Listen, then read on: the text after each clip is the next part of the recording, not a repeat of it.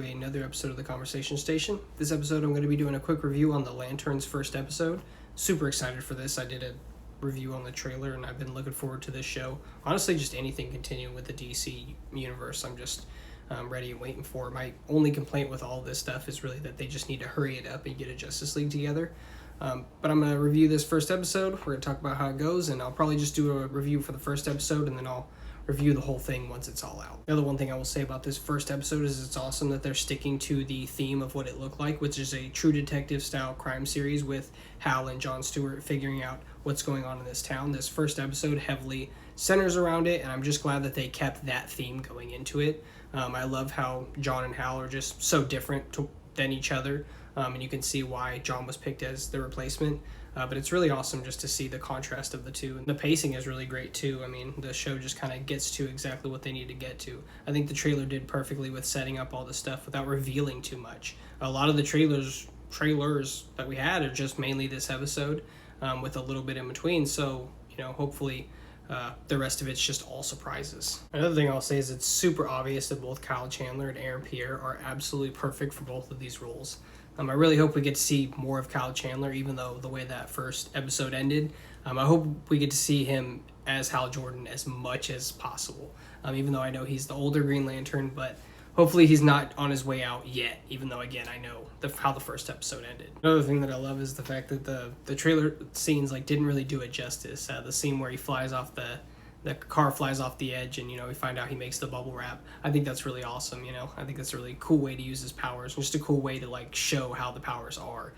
The constructs are really awesome looking, and I think going forward, they're just going to look even better. Guy Gardner is rumored to appear in this series, so it's going to be interesting to see how they talk about him coming into being a Lantern, being that Hal Jordan is described as the first Green Lantern on Earth.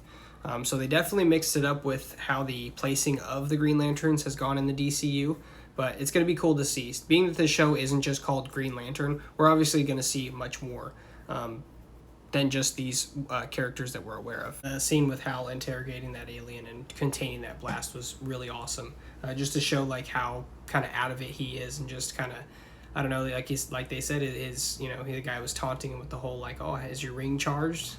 And obviously the whole time we haven't seen him charge his ring, so it's pretty cool to see how just out of touch he is with the training of the Guardians and the stuff that he should be up to date on. I mean, even when he does his consciousness, they said they're supposed to upload it every week, and he hasn't done it in over 10 years.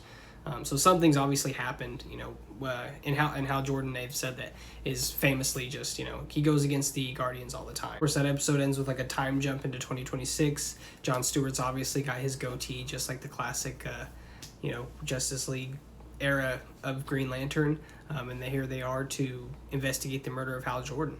As I said, Hal Jordan may be dead, but I'm hoping we see flashbacks or that consciousness projection and things like that of Hal Jordan as we go forward. Or if we just get TV spots and just old highlights and stuff like that, that still would be cool enough. But honestly, just the pacing from the first episode, I think it's going to be awesome. I think my only complaint with this whole season and series is going to be the fact that I think it's only 8 episodes.